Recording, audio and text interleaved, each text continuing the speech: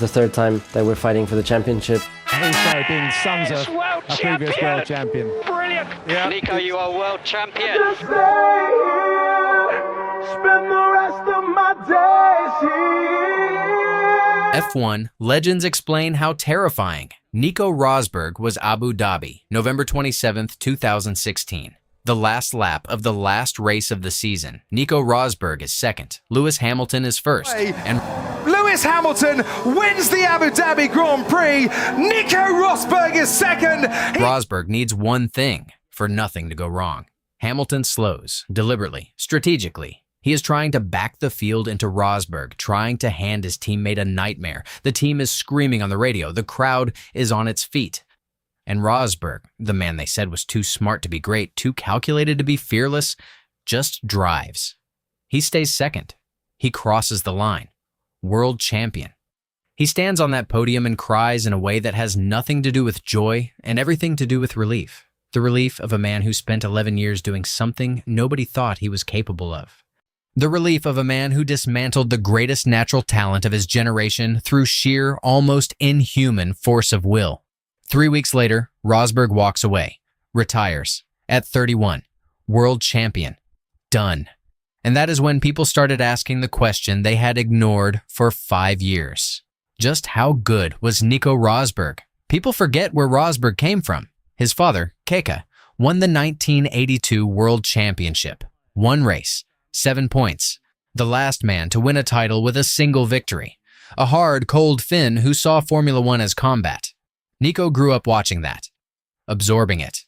He was born in Wiesbaden, grew up in Monaco, spoke 5 languages before he could drive a car. He was, from the beginning, polished in a way that Formula One tends to distrust. Too composed, too articulate, too European in a sport that respects brute speed above everything. Williams signed him in 2006. He was 20 years old. And even then, even in that mid-grid car, the engineers noticed something. He worked. Not in the way young drivers work when they want to impress. In the way a craftsman works. Systematic. Obsessive. He would come back after a session and go through data for hours. Not because someone told him to. Because he needed to understand every tenth of a second. Jenson Button, who raced alongside him in those early years, said something interesting. He said Nico was always the guy in the debrief who asked the question nobody else had thought to ask. Always looking for the edge that wasn't obvious. Then Mercedes called. 2010, the Silver Arrows, with Michael Schumacher, one of the greatest drivers who ever lived, coming out of retirement, and Rosberg, his teammate. The expectation was simple. Schumacher would dominate. Rosberg would learn. It did not go that way.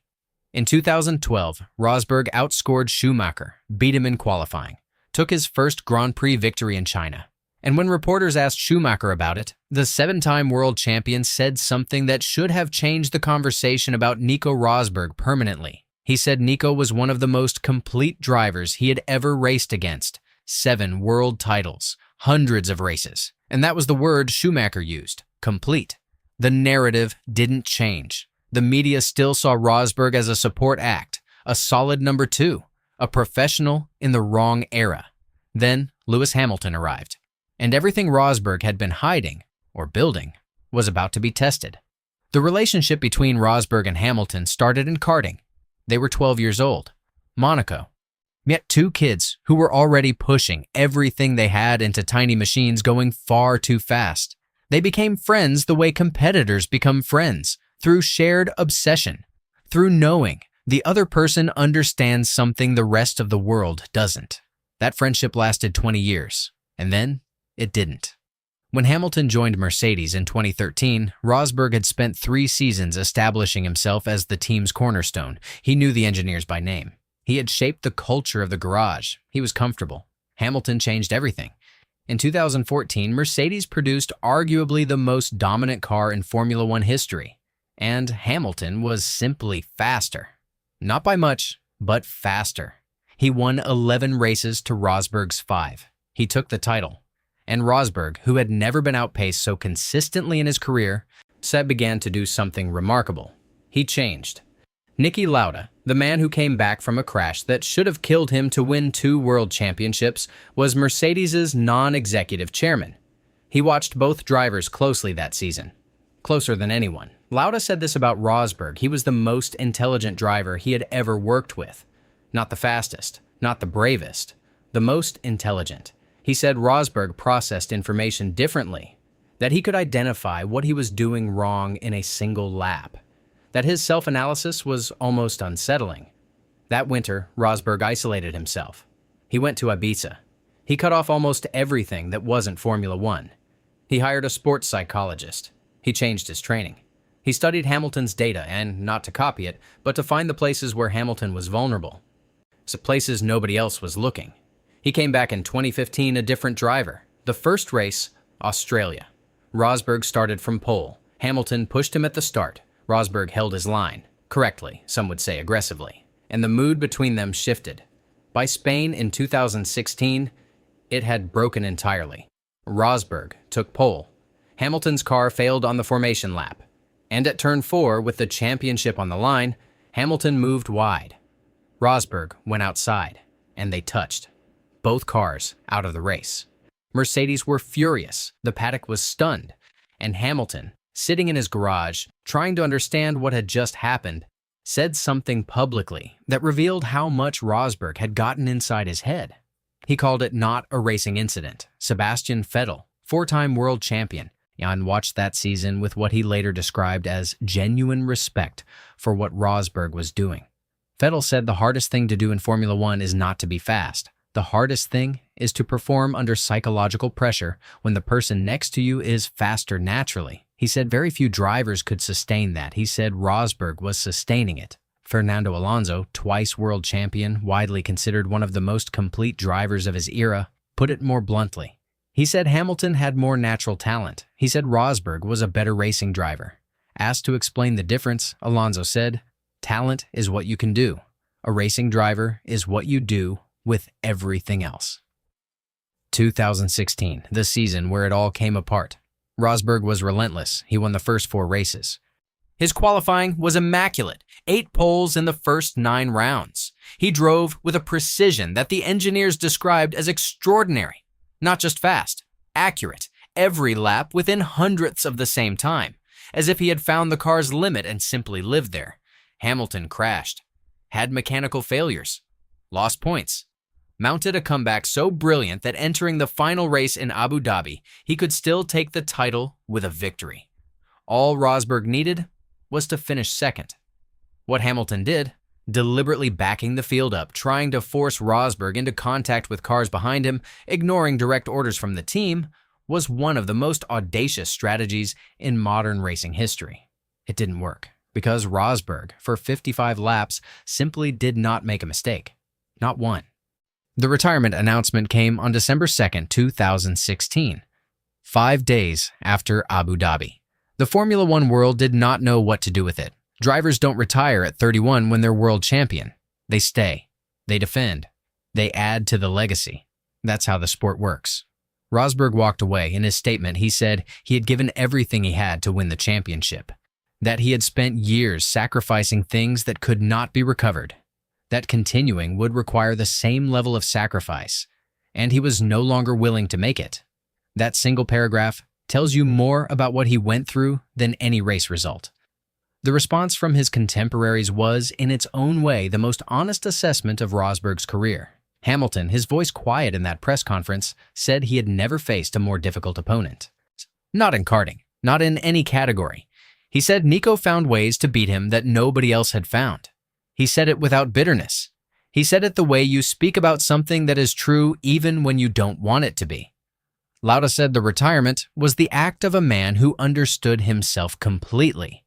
He said that was rare, that most champions chase the feeling forever until the feeling destroys them. Rosberg decided the feeling was finished, and he left. Mark Webber, who spent years inside the psychological warfare of the Red Bull garage alongside Vettel, said Rosberg's greatest achievement wasn't the championship. It was the process. He said, building yourself into a world champion when the benchmark is Lewis Hamilton requires something that most human beings physically cannot do. He called it a controlled obsession. And he said you could hear it in the way Rosberg talked in interviews. Always precise, always composed, always with the slight weariness of someone who was living at a level they could not maintain indefinitely. Ross Brawn, who built championship-winning cars for Schumacher and later ran Formula One, put it plainest of all. He said Rosberg was the most underestimated driver in the sport's recent history, that the same composure that made people dismiss him was what made him dangerous. He said there is a type of driver that the public never quite falls in love with, the one who wins through intelligence rather than spectacle. He said those drivers tend to be forgotten faster than they should be. The numbers are not ambiguous. Rosberg won 23 Grand Prix. He won the 2016 World Championship. And he outqualified Hamilton 33 times across their 3 seasons as teammates. He went from a driver who had not beaten Hamilton in a full season, 2014, to a driver who outscored him by 12 points across 2016. That is not a small thing. Beating Lewis Hamilton consistently over a season is, by any reasonable measure, one of the hardest things a Formula One driver can do. The man has 7 world championships. He is considered by many, including his peers, to be the greatest driver who has ever competed at this level. Rosberg beat him. Once is luck. A season is something else. There is a photograph from Abu Dhabi 2016. Rosberg on the podium, helmet off, eyes red. That strange expression. Not quite joy, not quite grief. That belongs to people who have spent everything they had on a single thing and arrived at the end of it. The confetti is falling, the crowd is cheering, and he looks like a man who is already somewhere else. 3 weeks later, he was. Formula One has a word for the drivers it celebrates. It calls them naturals, the ones born with the gift, the ones for whom speed seems to cost nothing. Rosberg was never that word. He was something the sport rarely produces and rarely recognizes. He was a man who looked at the distance between where he was and where he needed to be, and closed it. Not through talent, through decision, through 10,000 hours of deliberate, grinding, painful self-construction, through the willingness to understand himself honestly enough to know what needed to change. That is not a lesser achievement. That is a harder one. The champions we remember longest are not always the ones who were given the most. Sometimes they are the ones who refuse to be satisfied with less. Nico Rosberg refused, and then he left.